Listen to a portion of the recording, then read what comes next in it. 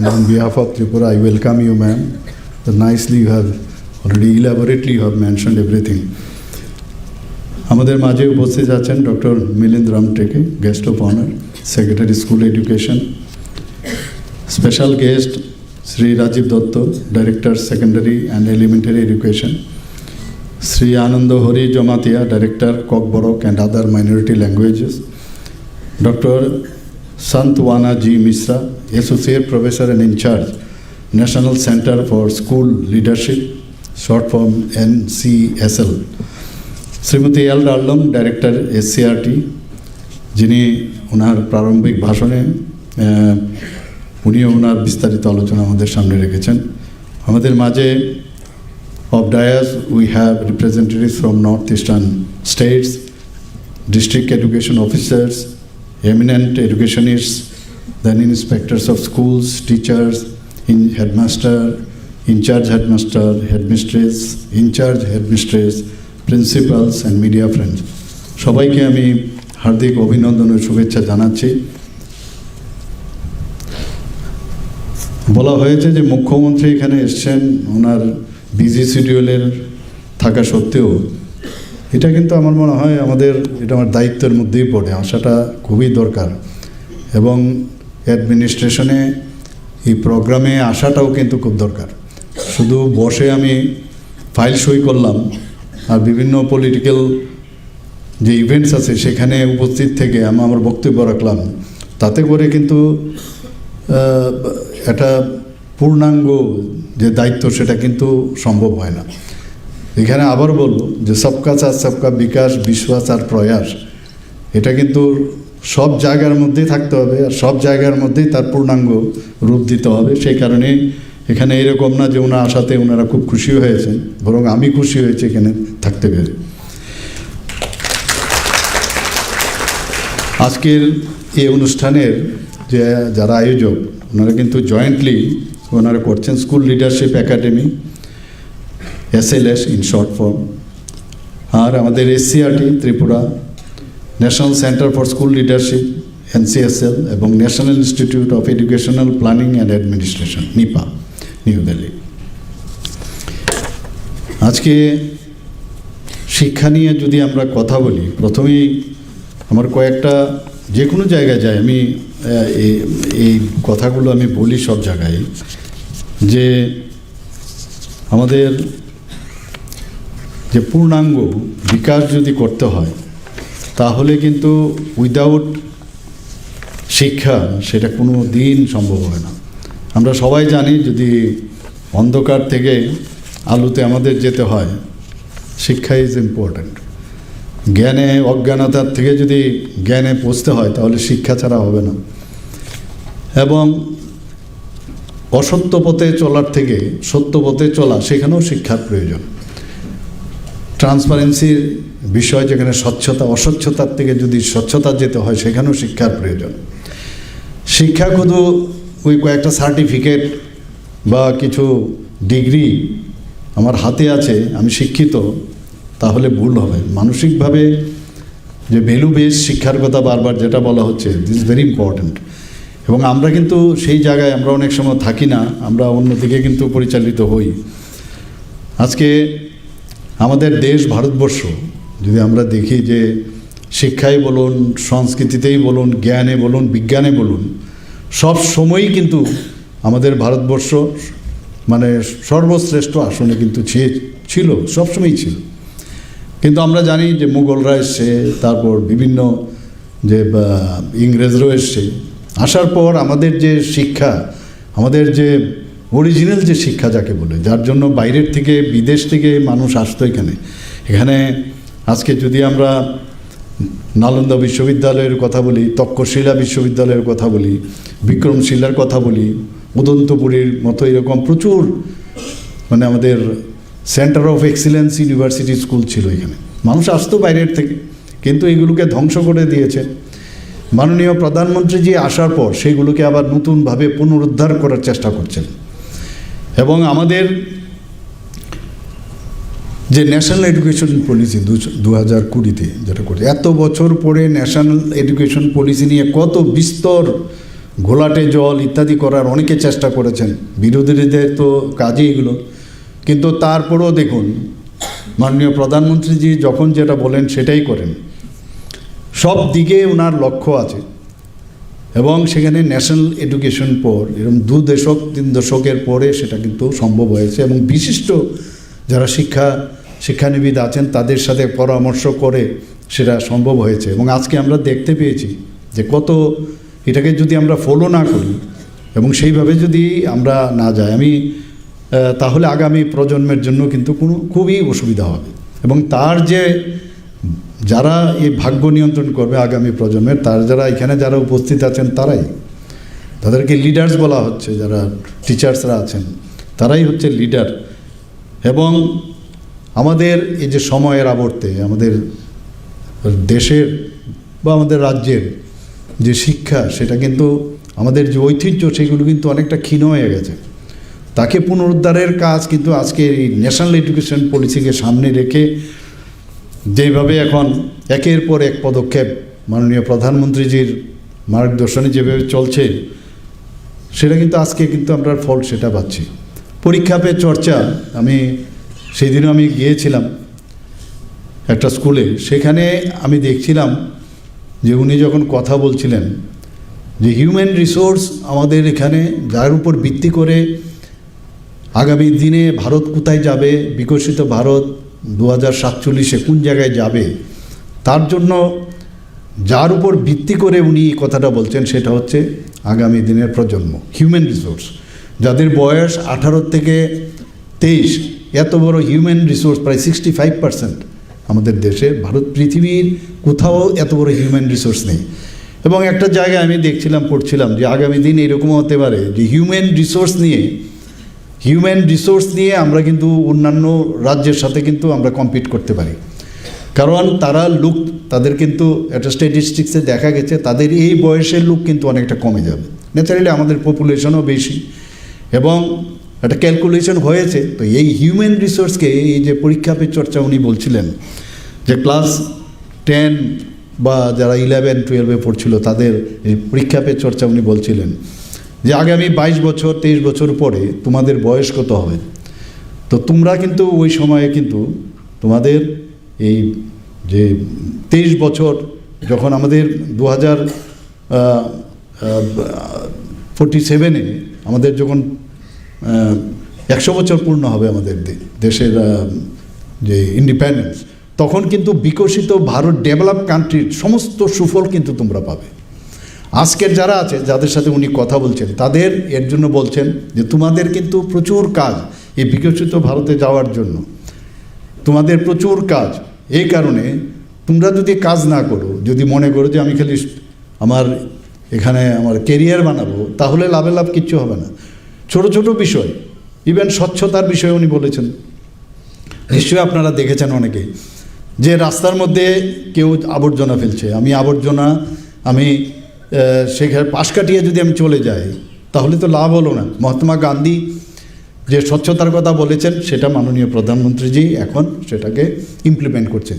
তো তোমাদেরও সেই জায়গায় সে আবর্জনাটা তুলে ডাস্টবিনে ফেলবে, ঝগড়া করার প্রয়োজন নেই।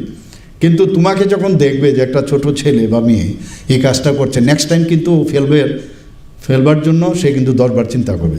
তো এই জায়গার মধ্যে সামাজিক স্তরে তাদের যে ইনভলভমেন্ট, ছোটোবেলার থেকে সামাজিক স্তরে যে ইনভলভমেন্ট, সেটা খুবই দরকার। এই কারণেই এই ধরনের যে এডুকেশন পলিসির মধ্যে সবকটাই যে মূল্যবোধ এবং আধুনিক যে জ্ঞান এবং বিজ্ঞান, সেটার সাথে যুক্ত করাটা, আমি বলছি না যে সব কিছুই আমাদের মডার্ন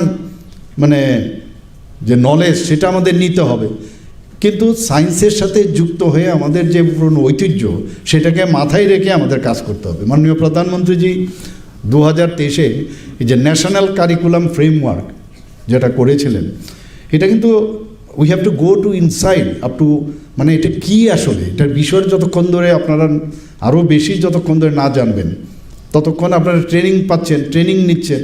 আমি জানি আজকে 3 দিন সমানে আজকে এখানের যে প্রোগ্রাম হবে আপনারা অনেক কিছু জানবেন, শিখবেন, এবং এটা খুব দরকার। এই যে এভরিডে, আমিও যখন টিচার ছিলাম, টিচার্স ট্রেনিং প্রোগ্রামে প্রায়শ বাইরেও যেতে হতো অনেক জায়গায়। তো আমার তো মনে হতো যে আমি যেহেতু টিচার হয়েছে আমি সব জানি, কিন্তু ওই টিচার্স ট্রেনিংয়ে যখন যাই আপডেট হওয়ার বিষয়, সেখানে দেখবেন যে আরে আমি তো এই বিষয়টা জানতাম না। তো এটা কন্টিনিউয়াস প্রসেস, আর আলটিমেটলি ডেলিভারি সিস্টেমটা কোথায়? To the students. তো এই যে বিষয় আপনাদের আজকের এই যে ওয়ার্কশপ, সেটার মধ্যে আপনারা অনেক কিছু জানবেন। আজকে আমরা এই সরকারে থেকে আমরা কিন্তু যদি মনে করি খালি প্রকল্প করলাম, খালি পলিসি করলাম, তার উপর কিন্তু আগামী প্রজন্মের যে তাদের যে সত্যিকারের শিক্ষা পাওয়ার, সেটা কিন্তু নাও হতে পারে। এটা কিন্তু তখনই হবে যখন টিচার্সদের মধ্যে তাদের মানসিকতার মধ্যে পরিবর্তন হবে। এখানে একটা বিরাট একটা চেঞ্জের বিষয় দরকার আছে। আমরা সবাই হিউম্যান বিং, প্রথম তো আমরা হিউম্যান বিং, আমারও বাড়ি ঘর আছে, ছেলে মেয়ে আছে বা ফ্যামিলি আছে। তারপরেও একবার চিন্তা করতে হবে যে আমি যখন ঘর থেকে বেরোবো, আমি যখন ইনস্টিটিউশনে যাচ্ছি, তখন একবার চিন্তা করতে হবে যে আমি যে কাজে যাচ্ছি সেটার জন্য 100% দিতে পারি। সেখানে প্রপারলি যে স্টুডেন্টের যে স্টেট অফ মেন্টাল কন্ডিশন সেটা বোঝা। প্রতিটা 5টা আঙ্গুল যেমন সমান হয় না, প্রতিটা স্টুডেন্ট কিন্তু এক সমান হয় না। একটা জামা নিয়ে সবাইকে আপনি ফিট করাতে পারবেন না। আপনি যদি মনে করেন সবাই একই জামা এক সাইজের, ফিট করতে পারবেন না। এক একটা ছেলে মেয়ের এক একজনের অ্যাকসেপ্টেন্সের, অথচ তাদের মধ্যে কিন্তু ক্ষমতা আছে, সবারই কিন্তু ক্ষমতা আছে। কিন্তু আমরা মনে করি যে না, গড গিফটেড মানে ট্যালেন্ট, কিন্তু আজকের তারিখে আমরা সবাই জানি এই জায়গাটা কিন্তু এসছে যে ইচ্ছে করলে যে কেউই কম্পিটিশন থেকে দূরে ছিটকে যেতে পারে না, কেউই মানসিকভাবে দুর্বল হতে পারে না, সবার মধ্যেই ক্ষমতা আছে। খালি তাকে প্রপারলি যদি ট্রেনিং দেওয়া যায়, আর এই ট্রেনিং দেওয়ার একমাত্র মেইন কারিগর হচ্ছেন আপনারা। আজকে শুধু প্রশাসক হিসাবে আপনারা কাজ করলে চলবে না, বা নৈতিকতার পাঠ শুধু পড়ালে হবে না।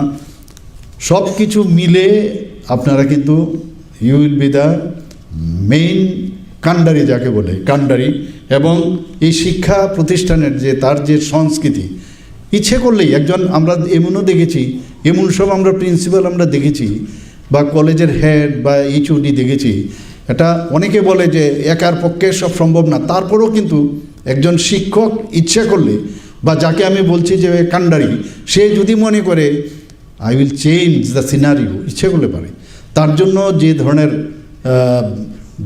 পারদর্শিতা তো আছেই, কিন্তু তার যে চিন্তাধারা, মানসিক যে চিন্তাধারা, তাতে করে স্টুডেন্ট এবং টিচারের যে একটা রিলেশন, এবং ওই স্কুলের মধ্যে যে একটা বিশ্বাসের বাতাবরণ চলে আসে, তার থেকে কিন্তু আপনার আত্মতৃপ্তি আপনারা পাবেন। আমাদের এখনও মনে আছে কিছু কিছু এত টিচার আমাদের ছিল, যেগুলো আপনাদের জীবনেও ছিল অনেক টিচার, কিন্তু পার্টিকুলার 1-2 টিচারের কথা কিন্তু মনে থাকবে। কোনো না কোনো কারণে ওনার হয়তোবা দেখা গেল একদম 100% পেয়ে উনি ভালো রেজাল্ট করে এসছেন, ভালো টিচিং মানে ওনার ভালো ডিগ্রি ছিল, তারপরেও খুব কম ডিগ্রি পেয়েছে, কিন্তু তার যে প্রেজেন্টেশনের তালিকা বা স্টুডেন্টের সাথে তার যে একটা সম্পর্ক গড়ে ওঠা, এবং সে এমন এক কথা বলেছে যেটা এখনও আপনার মনে কিন্তু দাগ কেটে থাকবে। তো এইরকমভাবে প্রতিটা মানুষ, যে কারণে আজকের এই যে ওয়ার্কশপ, এটা কিন্তু খালি আপনার, এটা তো একটা ধাঁচা, এগুলো তো আপনাদের, তারপরেও কিন্তু যে একটা রিলেশন, যে স্টুডেন্ট এবং টিচারের রিলেশন, সেটা কিন্তু খুব প্রয়োজন। যেখানে দুর্বল তাদেরকে আরও যাতে বেশি করে তাকে আপডেট করা যায়, সময় লাগবে, আমি জানি এটা ভেরি টিডিয়াস জব, হারকুলিয়ান টাস্ক, কিন্তু ইচ্ছে করলেই সেটা করা যায়। এখানেই বলছে যে আপনার মানসিকতা উপর আপনার ডিপেন্ড করবে। এসসিআরটি আজকে যে রাজ্যে যে পাঠ্যক্রম সংস্কার, শিক্ষণ, প্রশিক্ষণ এবং তাদের যে মূল্যায়ন ব্যবস্থা, এবং এখন এটা চলে এসছে শুধু শিক্ষা দিলেই হবে না, গবেষণাও করতে হবে কন্টিনিউয়াস। মানে স্কুলের মধ্যে অলওয়েজ কথাবার্তা চলতে হবে, গবেষণার মতো চিন্তা করতে হবে যে এটা যদি হয় তাহলে ওইটার পরিবর্তে যদি ওইটা, যে গতানুগতিকভাবে চলবে না, এবং তার একটা ক্রাইটেরিয়া নিশ্চয়ই আজকে আপনারা এখান থেকে পাবেন। এবং আপনারা যেহেতু একাডেমিক লিডার, আপনারা পরামর্শদাতা, এবং আমি দেখেছি স্টুডেন্টদের সাথে কিন্তু আপনাদের যারা অভিভাবকরা আছেন, সমাজের সাথেও কিন্তু আমাদের যুক্ত হওয়া দরকার। আমি টিচার, আমি সমাজ নিয়ে কথা বলবো না, আমার কাজ যতটুকু ততটুকু, 10টা-5টা কাজ করবো, এই করলে এখন আর চলবে না। কাজ এখন আপনার 24/7 প্রতিনিয়ত আপনারা এত বড় একটা ভগবান আপনাদেরকে এরকম একটা সুযোগ দিয়েছে শিক্ষা দান করার, এটাকে কাজে লাগানো খুব দরকার। তবে যে কারণে সেগুলো হচ্ছে আজকে ন্যাশনাল এডুকেশন পলিসি, সেটা কিন্তু ফ্রুটফুল হবে। আজকে স্কুল লিডারশিপ একাডেমি ত্রিপুরার যে কার্যক্রম, এটা জাতীয় স্কুল লিডারশিপ কেন্দ্র এবং নিপা, এটা কিন্তু এখান থেকে স্বীকৃত কিন্তু অলরেডি আমাদের, এবং দুটো সার্টিফিকেট অফ এক্সিলেন্স সেটা সম্মানিত করেছে। কিন্তু আমি চাইছি যে এই রেজাল্ট আমাদের দরকার, রেজাল্ট এখনও কিন্তু পাচ্ছি না। এই রেজাল্ট আমি মানে যদি গ্রাউন্ডিং সিচুয়েশনে বলুন, আমি কিন্তু রেজাল্টের জন্য বসে আছি। বিদ্যাজ্যোতি স্কুল আমাদের এখানে 125টা হয়েছে। বিদ্যাজ্যোতি স্কুলের দেখুন প্রথম দিকে আমাদের রেজাল্ট এই নিয়ে কত বিরোধীরা কত কিছু বললো, কিন্তু এখন কিন্তু মানে আমরা জানি যে এই কার্যক্রম, এই যে বিষয়গুলো এখন আস্তে আস্তে করে মডার্নাইজেশন হচ্ছে, হচ্ছে, এইগুলো তো আস্তে আস্তে করে রেজাল্ট হয়তো দেরিতে আসবে, কিন্তু সময় কম। আমি যদি মনে করি যে আজকের কাজ কালকে করব, কালকের কাজ পরশু করব, এটা না করে যত তাড়াতাড়ি সম্ভব যে পদ্ধতিগুলো দেওয়া হয়েছে এগুলো আপনারা যদি করেন তাহলে আরও বেটার হবে। আমাদের স্কুল লিডারশিপ একাডেমি ত্রিপুরাতে, সেখানে এসসিআরটির যে অধীনে এই কাজগুলো হচ্ছে, এবং এটার মেইন যে উদ্দেশ্য যে আমার যে কাজটা দেওয়া হয়েছে প্রশাসনিক কাজ তো থাকবেই, সেটার বাইরে গিয়ে যে প্যাডাগোজিক্যাল যে লিডার্স সেই বিষয় অর্থাৎ শিক্ষা বিষয়ক নেতৃত্ব সেটাকে উপযুক্ত করার জন্য এই যে স্কুল লিডারশিপ একাডেমি, সেখানে আপনারা ইচ্ছা করলে আমূল পরিবর্তন যেটা আমি বললাম সেটা সম্ভব হবে আগামী দিন সবাই মিলে যদি আপনারা কাজ করেন।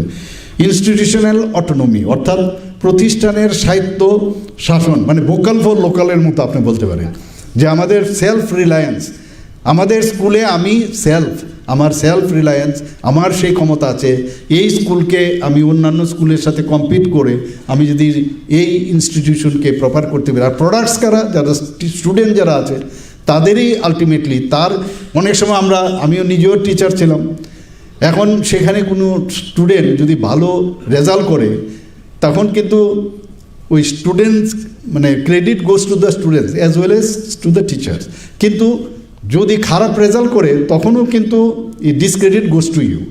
কাজেই ফলে স্টুডেন্টদের রেজাল্টের উপর নির্ভর করে ওই ইনস্টিটিউশনের কি বেটার না। যে আপনাদের দায়িত্ব কিন্তু আপনারা এড়াতে পারবেন না, যদি বলেন না এই স্টুডেন্ট তো পড়াশোনাই করে না, এবং সেই দায়িত্ব কিন্তু এড়াতে পারবেন না, তাকে প্রকৃত অর্থে আনবো।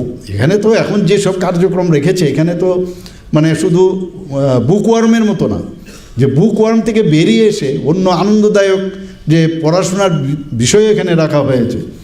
তো সেটা নিশ্চয়ই আপনারা আগামী দিন যে চেঞ্জ ম্যানেজমেন্ট যে হওয়ার এবং চেঞ্জ ম্যানেজার হিসাবে কিন্তু আপনারা কাজ করা উচিত আগামী দিনে। এখানে টি স্কোয়াফ আপনারা জানেন কিছুদিন আগেও আমরা সেটা শুরু করেছিলাম, এবং এতে করে টি স্কোয়াফের কী হয়, প্রতিটা স্কুলের যে তাদের যে মানদণ্ড, কোন স্কুল ভালো করছে না করছে তার একটা ক্রাইটেরিয়াও রাখা হয়েছে। সেই টি স্কোয়াফ এখানেও শুরু হয়ে গেছে অলরেডি, এবং এখানে যে টি স্কোয়াফের মধ্যে অ্যাকাউন্টেবিলিটি ফ্রেমওয়ার্ক যেটা আমি একটু আগে বললাম সেগুলো ফিক্স করা হয়েছে, সেটার উপর আপনি নজর দেবেন। আমি टाइम टू टाइम मैं यहाँ पर जो सेक्रेटरी साहब है ये थोड़ा सा जो चीज़ है ना उसको हम पीरियडिकल है ना उसको मैं मॉनिटर करना चाहता हूँ, ठीक है। जो हम लोग जैसे फॉर एग्जांपल निपुण नेशनल, ये जो national institute for proficiency in reading with understanding and numeracy, इसका क्या सिचुएशन है अभी, है ना, ये आप करते हो, लेकिन मैं चाहता हूँ कि मैंने इसको मेरे नज़र में भी आए, मैं भी इसको लेके बैठता हूँ। इसमें क्या है, एवरीबडी नोज যে बेसिक शिक्षा अर्थात रीडिंग पढ़ा लेखा और मौलिक स्तरे अंक कषा मध्य त्रिपुरा में बहुत अच्छी तरह से ये हो रहा है, ये निपुण। और इसमें 2022 साल से 18 नवंबर हम लोग स्टार्ट किए हैं, और निपुण त्रिपुरा ये 3 साल का जो बच्चे हैं और 7 साल का बच्चे इसी दौरान इसी उम्र में हम लोग करते हैं। हम लोग यहाँ पर स्टार्ट किए विद्या सेतु मॉड्यूल, ये 7 वीक का ब्रिज कोर्स। इसका मेन कारण क्या है, जैसे फर्स्ट ईयर में क्लास 1 में कोई आता है तो आने के बाद जो फर्स्ट क्लास में बहुत सारे स्टेटस से आते हैं, कोई धनाढ्य व्यक्ति से आते हैं, कोई गरीब से आते हैं, कोई डायरेक्ट आ जाते हैं, तो इनको पहले एक्लेमेटाइजेशन उस क्लास में। और आप खुद भी देखोगे, हम लोग के टाइम में तो ऐसा नहीं था जाओ जाओ स्कूल में भर्ती हो जाओ, भर्ती हो गया। अब स्कूल में बहुत सारे लोग आते हैं, लेकिन ये देखिए अभी इसमें पहले तो अब जिस दिन फर्स्ट डे शुरू हो गया, A for apple, B for book, ये शुरू हो गया। नहीं, पहले तो बैठो, कौन है, कहाँ से आए हो, पहले एक दूसरे को जानकारी ले लो। उसके बाद जब एक्लेमेटाइजेशन होगा तब जाके, इसीलिए हम लोग नाम दिए हैं विद्या सेतु मॉड्यूल। और ये काफ़ी अच्छा हो रहा है ये। तो दूसरा हम लोग बनाया मिशन मुकुल। ये आंगनवाड़ी केंद्रों में बहुत सारे टीचर्स है, तो टीचर्स को ट्रेनिंग देना कि आप आंगनवाड़ी से प्राइमरी सेक्शन में आप आओगे, तो आंगनवाड़ी में आप आओगे तो कभी कभी बच्चे लोगों को लेके स्कूल में आ जाओ, उनको एनवायरनमेंट के साथ थोड़ा सा मिलाओ उन लोगों को, और खुद भी पढ़ो। और इन लोगों को भी हम लोग ट्रेनिंग दे रहे हैं। आप मेंशन किया जादुई पिटारा, मैं सुन रहा था, तो ये आनंद के साथ जो शहर्स हम लोग एक यहाँ पर शहर्स हम लोग एक प्रकल्प स्टार्ट किया। जो स्टूडेंट्स क्लास में हैं, एक एक स्टूडेंट भगवान ने जन्म दिया है और दिया है इनको, और अलग अलग बच्चे का अलग अलग चीज़ है, उसको सपना देखते हैं।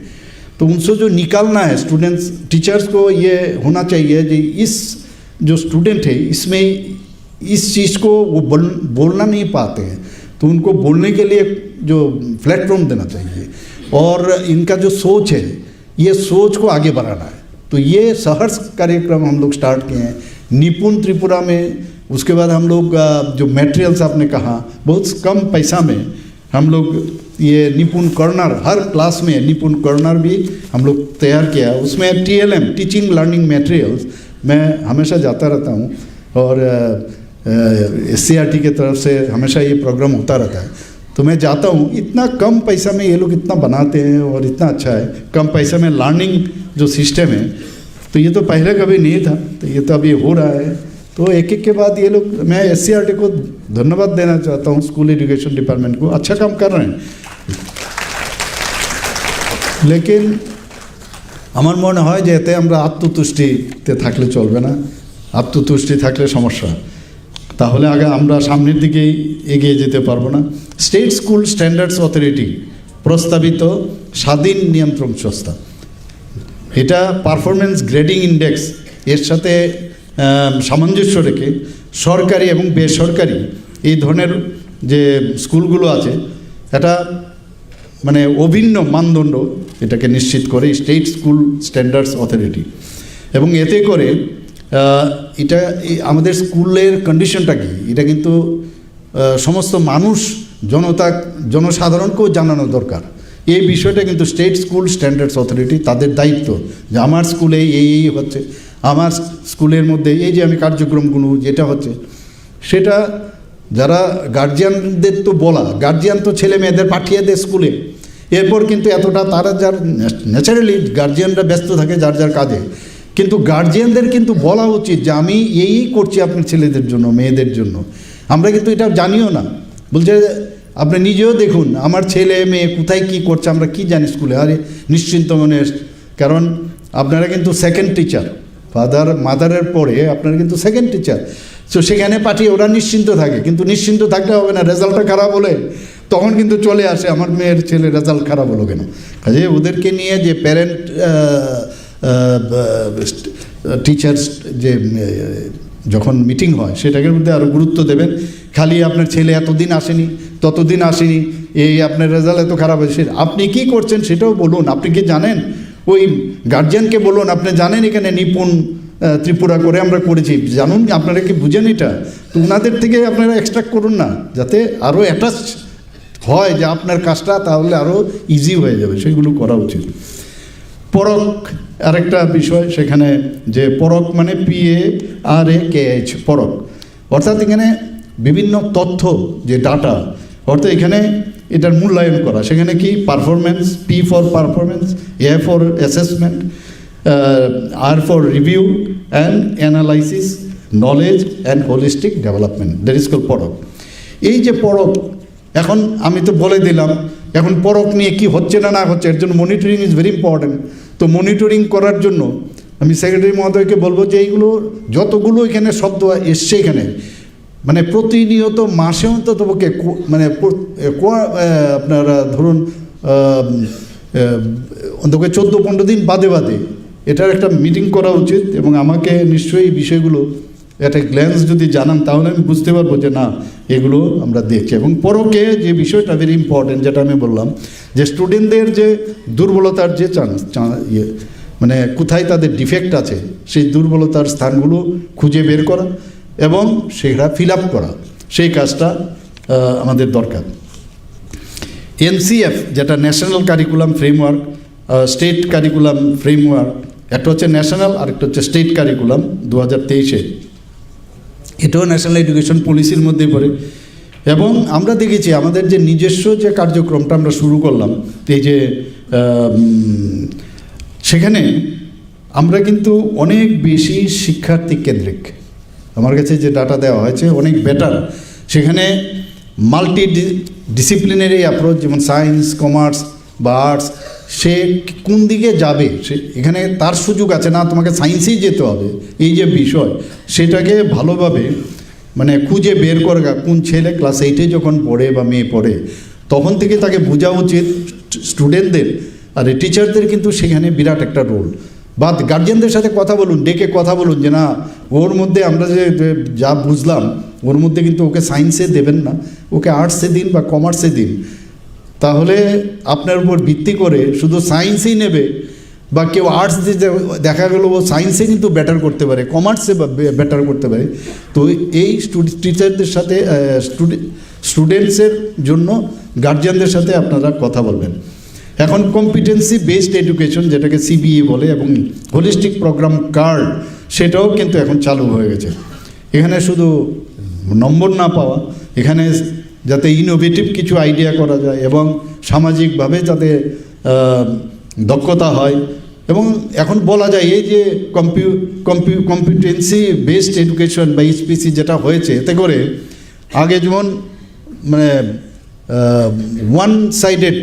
ওয়ান ডাইমেনশনাল ছিল, এখন কিন্তু 4 ডাইমেনশনাল হয়েছে, 3 ডাইমেনশনাল হয়েছে, অর্থাৎ 360 ডিগ্রি পুরো যে পরীক্ষার ব্যবস্থা এখন বা পড়াশোনার ব্যবস্থাটা সেখানে কিন্তু 360 ডিগ্রি চেঞ্জ হয়ে গেছে। আরেকটা বিষয় যেখানে আমি দেখলাম যে experiential and art integrated learning, যে 4 দেওয়ালের মধ্যে খালি পড়াশোনা, সেটা আমরা যদি করি তাহলে কোনো কাজের কাজ হবে না। কারণ এতে করে আমরা ট্রেডিশনাল যেভাবে শিক্ষা ব্যবস্থা, এবং নিশ্চয়ই এগুলো নিয়ে আপনাদের আলোচনা হবে, আমাকে যেহেতু এখানে বলা হয়েছে কিছু বলার জন্য আমিও কালেক্ট করে আপনাদের সামনে বলছি যে এর মধ্যে যে নাচ গান, ইভেন মাটির জিনিস বা যেটা ম্যাডাম বলছিলেন যে ত্রিপুরার যে ব্যাম্বো বেসড প্রচুর প্রোডাক্টস, আমাদের ইতিহাস ইত্যাদি নিয়ে, যে মাণিক্য ডাইনেস্টির ইতিহাস, এইসব নিয়েও খেলার চলেও কিন্তু ছেলে মেয়েদের ইচ্ছাগুলো, যে জিনিসটা আপনি ক্লাসের মধ্যে বলছেন আপনি কিন্তু ইনোভেট করতে পারেন, সেটা কিন্তু এক সেম মানে ধাঁচা নিয়ে আপনি যেতে পারবেন না। আপনার মতো করে যদি মনে করেন যে একজন টিচার নিজে সৃষ্টি করতে পারেন, সেইগুলোর মাধ্যমে যদি স্টুডেন্টদের একটা আনন্দময় সিচুয়েশন করতে পারেন, দেখবেন অনেক জিনিস যেটা মানে ডাইরেক্টলি বলছেন সেটা অনেক সময় নাও বুঝতে পারে, এইভাবে বললে আগামী দিন আরও বেটার হবে।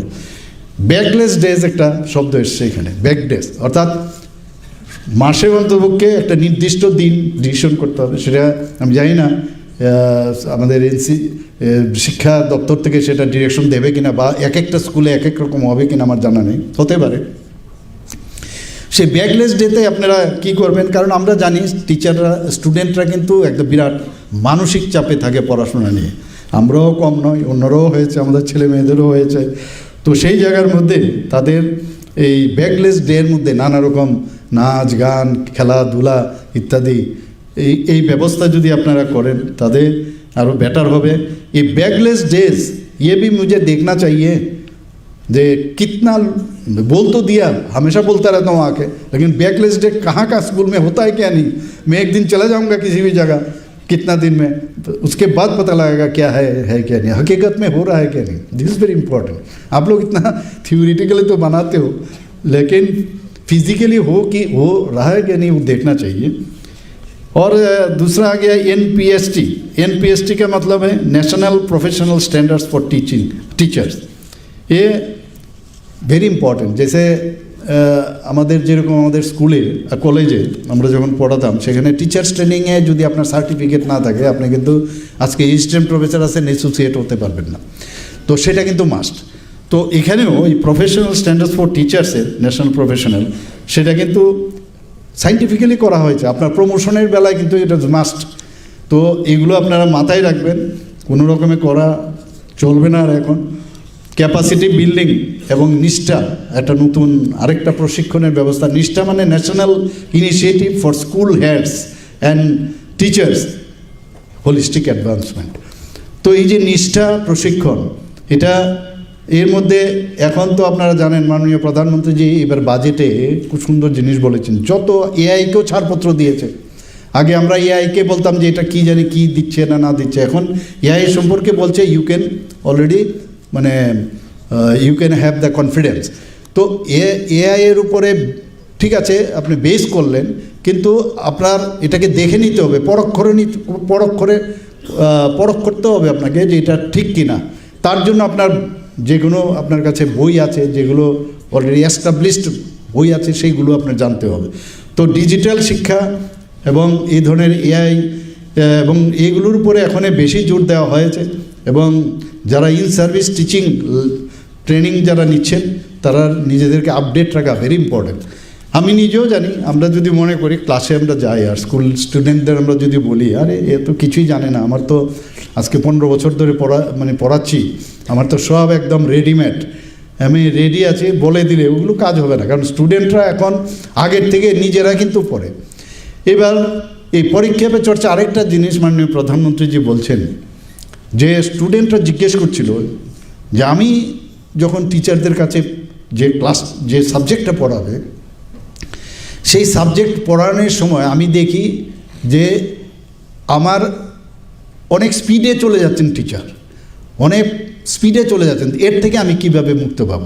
তো উনি বলছিলেন যে টিচারদের উদ্দেশ্যে আমি এটা বলছি, কারণ এইবারের যে পরীক্ষা পে চর্চা টিচার এবং যারা গার্জিয়ান তাদের জন্য বলেছেন। উনি বলছেন যে আগের থেকে আপনারা বলে দিন যে কোন দিন আপনারা কোন সাবজেক্টসের কোন টপিকস পড়াবেন, তাহলে স্টুডেন্টসরা যদি আগের থেকে সেটাকে পড়ে আসে এবং সেটা পড়ে আসলে তার পক্ষে যখন আপনারা পড়াবেন সে আগের থেকে প্রিপেয়ার্ড হয়ে যাবে। এটা কিন্তু নর্মাল, আগেও ছিল, কিন্তু আমরাও করি না। এর জন্য কী হয়, স্পিডে বেরিয়ে যায়, না স্টুডেন্ট ওই দিনের ক্লাস বুঝে, না আগের ক্লাসটা বুঝে, সেখান থেকে না এসে সে পেছনেই চলে যায়। ইভেন একটা এরকম দেখা গেছে পাল, যে একটা PAL, সেখানে পালের যে ওরা এটা আমি দেখছিলাম তাদের যে একটা মানে স্ক্রিনিং করেছিল, সেখানে দেখা গেছে যে ভারতবর্ষের অনেক স্কুলে মানে অ্যাভারেজ করেছে যে নাকি ক্লাস 6-7-তে পড়ছে তার ক্লাস 2-র জ্ঞান নেই, এরকমও আছে।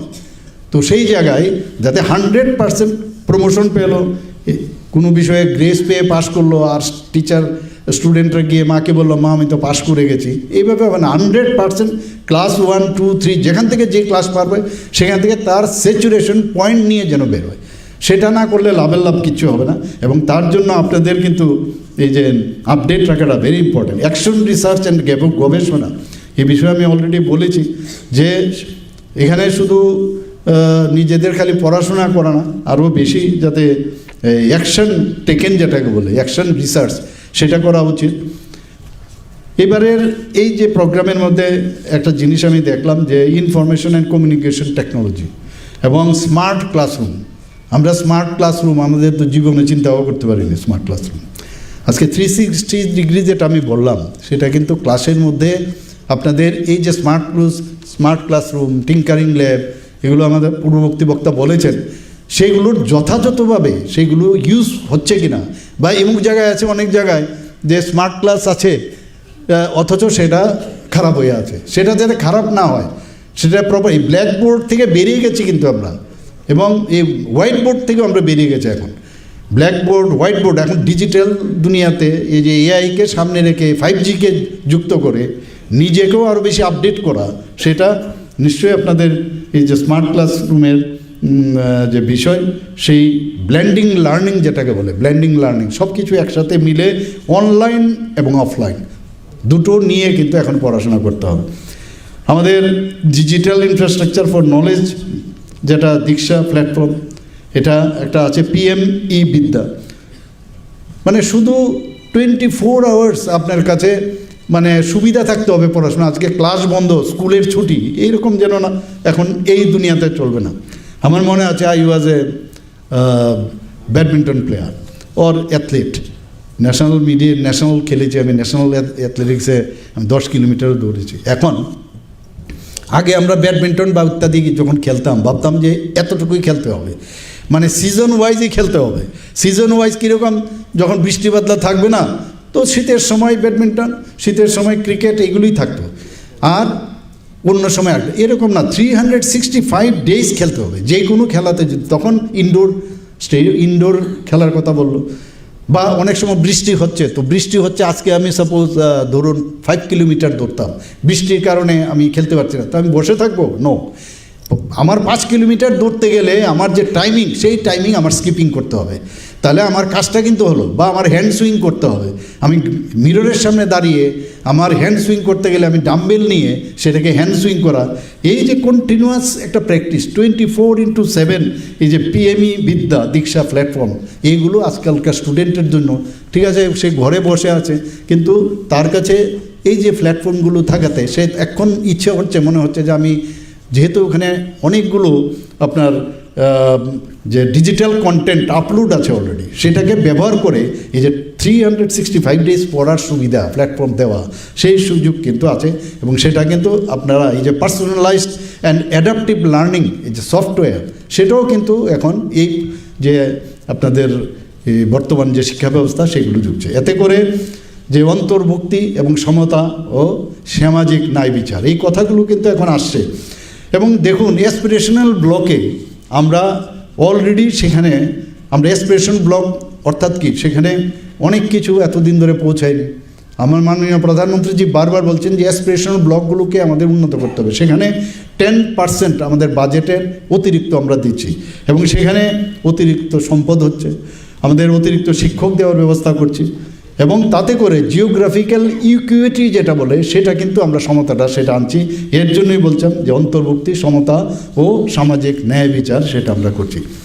মাল্টিলিঙ্গুয়াল এডুকেশন, আমার পূর্ববর্তী বক্তা সেটা বলেছেন, আমাদের যে নিজের ভাষা দিয়ে আমি যতটুকু আমি বুঝবো, এখানে স্ক্রিপ্টের বিষয় না, কিন্তু স্ক্রিপ্ট কিন্তু আরেকটা বিষয়, এখানে কিন্তু নিজের ভাষা দিয়ে, আজকে ফর এক্সাম্পল ককবরক ভাষা দিয়ে আমি যতটুকু বুঝবো, আমার মাতৃভাষা ককবরক, আমার মাতৃভাষা বাংলা, আমার মাতৃভাষা গুজরাটি, সেটাকে প্রথম যদি আমার বেসটা যদি আমি স্ট্রং না করি, এই মাল্টিলিঙ্গুয়াল এডুকেশন সিস্টেম এখন কিন্তু আস্তে আস্তে করে তাতে করে কনসেপচুয়াল যে ক্ল্যারিটি, ধারণাগত যে স্বচ্ছতা সেটা তৈরি হয়।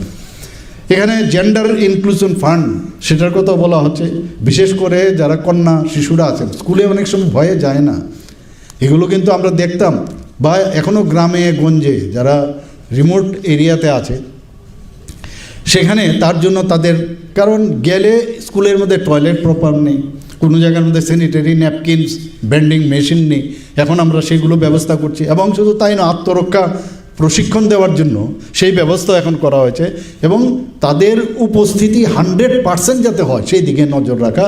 এবং after having all these things, then you can expect that all the peoples will come. Mental health একটা বিরাট বিষয়, এবং তার মূল্যবোধ শিক্ষা, আজকে ভ্যালু বেসড এডুকেশন। এবং আমরা দেখি ক্লাসের মধ্যে এখন কিন্তু ত্রিপুরার মধ্যেও আমরা এই বিষয়টা আমরা দেখি, বহু ছেলে মেয়ে এখন ড্রাগসের সাথে যুক্ত হয়ে গেছে। আমি আবার বলবো, যারা স্টুডেন্টরা আসছেন তার মধ্যে কোনো অ্যাবনর্মালিটি আছে কিনা, অ্যাবসেন্টিক আছে কিনা, সাথে সাথে পেশেন্ট পার্টি আপনার যে গার্জিয়ানদের ডেকে পাঠান, আপনারা ডেকে পাঠান যে আপনার ছেলে বা মেয়ে কেন আসছে না। ব্যক্তিগতভাবে আগে তো টিচাররা বাড়িতেও যেত অনেকে, তো সেই যে একটা রিলেশন সেটা যদি যান তাহলে গিয়ে দেখবেন তাদেরকে প্রপারলি আপনারা কন্ট্রোল করতে পারবেন। আমাদের যারা এখানে স্কুল লিডাররা এখানে এসছেন, আমি আপনাদেরকে একটা কথা বলবো, না বলে নাই পারছি না। যে আজকে যদি আমরা স্বামী বিবেকানন্দর কথা বলি, উনি কি বলছেন, মানুষের অন্তর্নিহিত বিকাশ যতক্ষণ ধরে না হবে ততক্ষণ ধরে তার পূর্ণতা কিন্তু কোনো অবস্থায় হবে না। আজকে সর্বপল্লী রাধাকৃষ্ণনের কথা আপনারা সবাই জানেন, knowledge without action is useless. আর কি বলছেন, an action without knowledge is foolishness. কাজে সেই জায়গার মধ্যে নলেজ সব জায়গার মধ্যে আগামী প্রজন্মের এবং আমাদের রাজ্যেরই হোক দেশেরই হোক, আগামী ওই সব লোকের উপর তার লিডারশিপ, এই দেশ তারাই চালাবে, যে কোনো ইনস্টিটিউট তারাই চালাবে যাদের কাছে যত বেশি নলেজ থাকবে।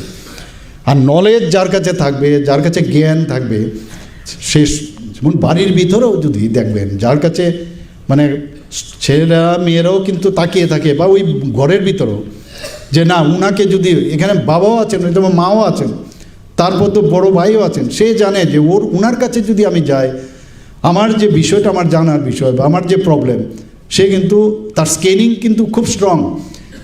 সে কিন্তু তাকে জিজ্ঞেস করবে যে আমার এই সমস্যাটা হচ্ছে, আপনি বলুন। তো এক তো ঘরের ভিতর নলেজ দরকার, নিজেকে প্রতিষ্ঠিত করা, সমাজের জন্য দরকার, সমাজের মধ্যেও বহু প্রবলেম হয়। তো একজন বিদ্বান ব্যক্তি মানে ভ্যালু বেসড ব্যক্তি যে শিক্ষা নিয়েছেন, ওনার কাছে কিন্তু অনেকে জিজ্ঞেস করে। সে হতে পারে সার্টিফিকেট নেই, কিন্তু সমাজ থেকে সে যেভাবে শিক্ষা নিয়েছে তার কাছে মানুষ যাবে। তো সেটাই সর্বপল্লী রাধাকৃষ্ণনজি যেটা বলেছেন, education to be complete must be human, it must include not only training of intellectual but refinement of heart and discipline of the spirit. কাজে আমাদের এই জায়গার মধ্যে আমাদের যেটা সবসময় বলি যে আমাদের বডিলি, আমাদের স্পিরিচুয়ালি, আমাদের বাই মানে সোল, এগুলো যখন একসাথে হবে তবেই আমরা সত্যিকারের একটা হিউম্যান বিইং আপনারা তৈরি করতে পারবেন। আমি আজকের এই প্রোগ্রামে আসতে পেরে আমি অত্যন্ত আনন্দিত, এবং আমি আশা করি এই স্কুল লিডারশিপ একত্রিত হয়ে যখন নিজেরা পর্যালোচনা করবেন এবং আত্মসমালোচনা খুব দরকার, সেগুলো যখন করবেন আমি শিওর যে আগামী দিনে আমাদের যে শিক্ষা ব্যবস্থা শক্তিশালী হবে। এবং এই ধরনের আঞ্চলিক পর্যালোচনা এবং পরিকল্পনা কর্মশালা অত্যন্ত গুরুত্ব। I wish this workshop a grand success for future generation of our nation and country. Thank you very much. নমস্কার, জয় হিন্দ, ভারত মাতা কি জয়। অনেক অনেক ধন্যবাদ রাজ্যের জনপ্রিয় মুখ্যমন্ত্রী প্রফেসর ডক্টর মানিক সাহা মহোদয়কে। আপনার মূল্যবান কথায় আমরা সবাই সমৃদ্ধ হলাম। একটা জোরে করতালি আবারও ওনার জন্য।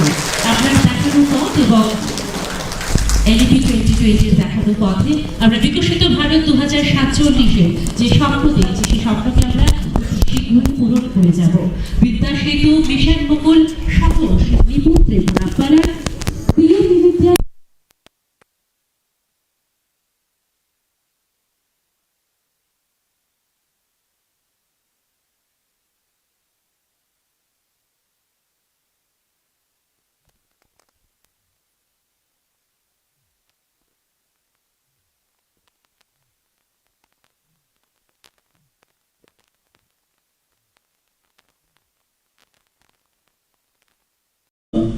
Wanjari, Vice Chancellor, National Institute of Education, Planning and Administration. In short form, it is called NIPA, New Delhi. On behalf of Tripura government and on behalf of Tripura, I welcome you, ma'am. So nicely you have already elaborately you have mentioned everything. আমাদের মাঝে উপস্থিত আছেন doctor Milind Ramteke, guest of honour, secretary school education. Special guest Sri Rajiv Dotto, Director Secondary and Elementary Education. Sri Anando Hori Jomatia, Director Kokborok and Other Minority Languages. Dr. Santwana G. Misra, Associate Professor and in charge, National Center for School Leadership, short form NCSL.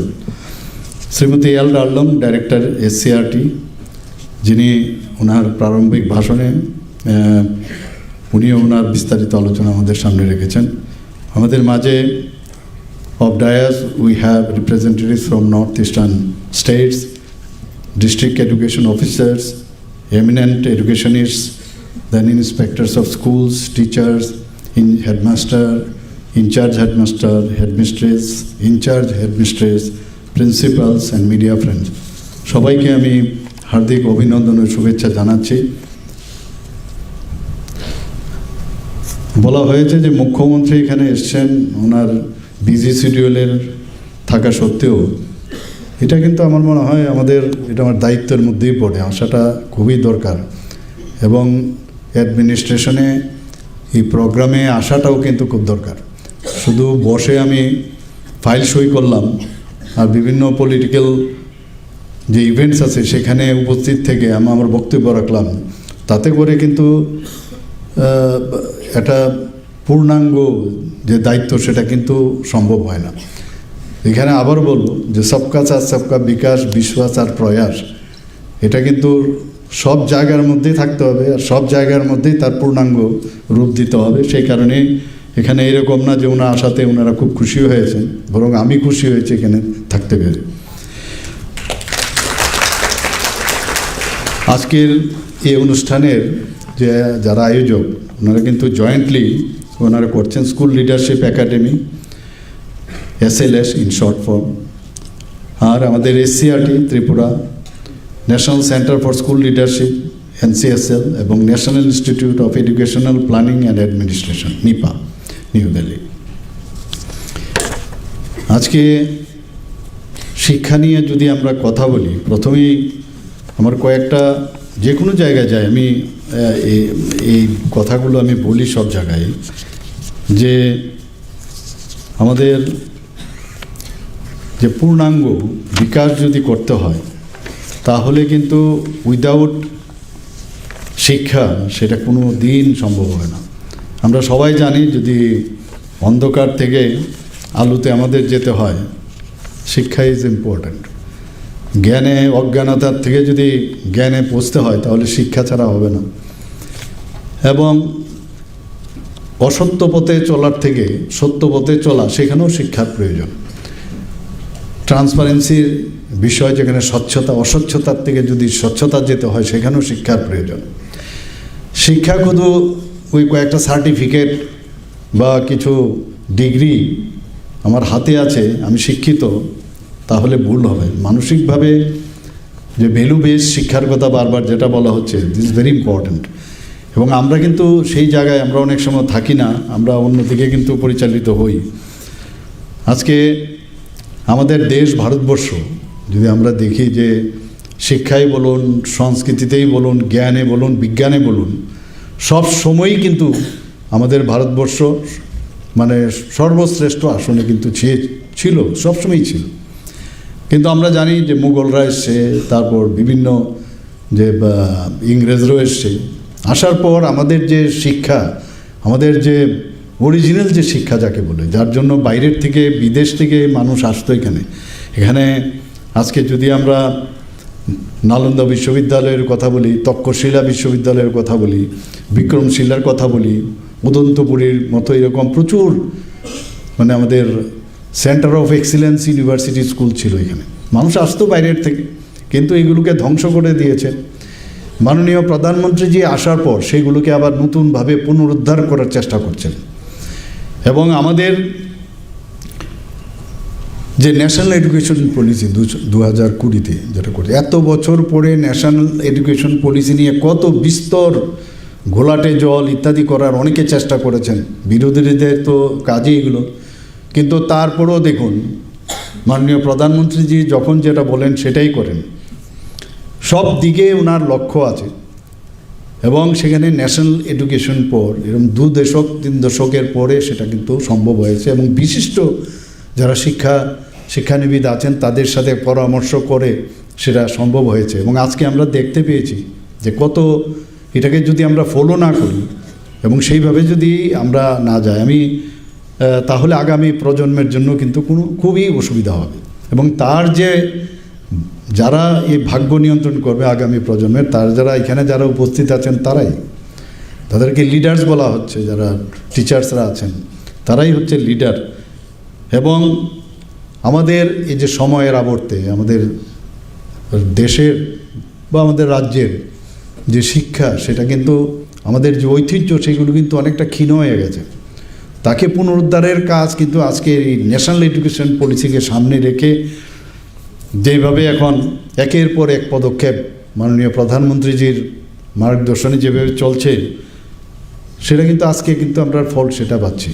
পরীক্ষা pay চর্চা, আমি সেই দিনও আমি গিয়েছিলাম একটা স্কুলে, সেখানে আমি দেখছিলাম যে উনি যখন কথা বলছিলেন যে হিউম্যান রিসোর্স আমাদের এখানে, যার উপর ভিত্তি করে আগামী দিনে ভারত কোথায় যাবে, বিকশিত ভারত 2047-এ কোন জায়গায় যাবে, তার জন্য যার উপর ভিত্তি করে উনি কথাটা বলছেন সেটা হচ্ছে আগামী দিনের প্রজন্ম, হিউম্যান রিসোর্স, যাদের বয়স 18 থেকে 23।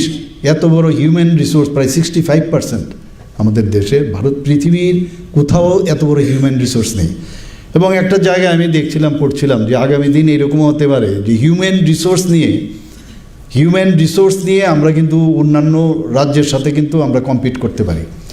কারণ তাদের কিন্তু একটা স্ট্যাটিস্টিক্সে দেখা গেছে তাদের এই বয়সের লোক কিন্তু অনেকটা কমে যাবে। ন্যাচারালি আমাদের পপুলেশনও বেশি এবং একটা ক্যালকুলেশন হয়েছে। তো এই হিউম্যান রিসোর্সকে, এই যে পরীক্ষা পে চর্চা উনি বলছিলেন যে ক্লাস 10 বা যারা 11-12-এ পড়ছিল তাদের এই পরীক্ষা পে চর্চা উনি বলছিলেন যে আগামী 22 বছর 23 বছর পরে তোমাদের বয়স কত হবে, তো তোমরা কিন্তু ওই সময়ে কিন্তু তোমাদের এই যে 23 বছর যখন আমাদের 2047-এ আমাদের যখন 100 বছর পূর্ণ হবে আমাদের দেশের যে ইন্ডিপেন্ডেন্স, তখন কিন্তু বিকশিত ভারত, ডেভেলপ কান্ট্রির সমস্ত সুফল কিন্তু তোমরা পাবে।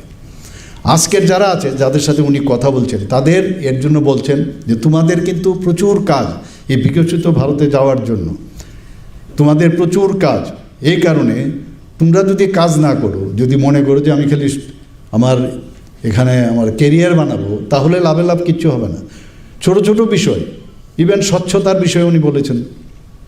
নিশ্চয়ই আপনারা দেখেছেন অনেকেই যে রাস্তার মধ্যে কেউ আবর্জনা ফেলছে, আমি সেখানে পাশ কাটিয়ে যদি আমি চলে যাই তাহলে তো লাভ হলো না। মহাত্মা গান্ধী যে স্বচ্ছতার কথা বলেছেন, সেটা মাননীয় প্রধানমন্ত্রীজি এখন সেটাকে ইমপ্লিমেন্ট করছেন।